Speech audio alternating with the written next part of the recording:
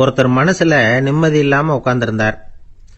என்ன சார் விஷயம் அப்படின்னு விசாரிச்சேன். அகலக்கால் வச்சுட்டேன், அதுதான் அவதிப்படுறேன்னார். விவரமா சொல்லுங்கன்னு. வீடு கட்டணும்னு ஆரம்பிச்சேன், வேலை பாதியிலேயே நிக்குது, கையில பணம் இல்லை அப்படின்னார். இது மாதிரி ஆசாமிகள் பல பேரை நீங்க பார்த்துருக்கலாம். இவங்கெல்லாம் சுலபமா மன அழுத்தத்துக்கு ஆளாயிடுறாங்க.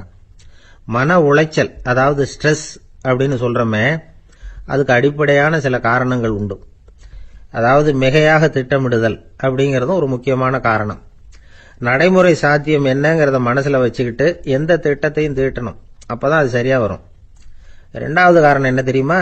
ஒரே நேரத்தில் பல்வேறு செயல்களில் ஈடுபடுறது.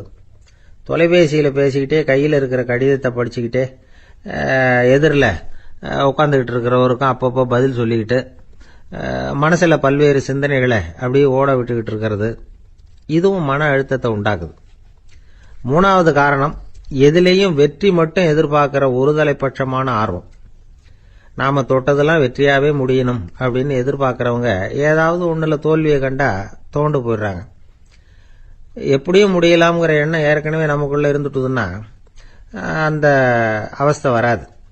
அதனால அதுவும் நம்ம வளர்த்து கொள்ள வேண்டிய ஒரு குணம். மன உளைச்சல் ஏற்படுறதுக்கு இன்னொரு காரணம், எதையும் வேகமா செஞ்சுடணும் அப்படிங்கிற துடிப்பு. அந்த துடிப்பே மனசை அழுத்த ஆரம்பிச்சிடும். எந்த ஒரு காரியத்திலையும் தாமதமோ இடையூறோ ஏற்பட்டா அதை பொறுத்துக்கிற மனப்போக்கம் வேணும். அது இல்லாதவங்க அழுத்தத்துக்கு ஆளாயிடுறாங்க. சில பேர் வேலைன்னு எந்த நேரம் பார்த்தாலும் வேலையே கதின்னு கிடப்பாங்க.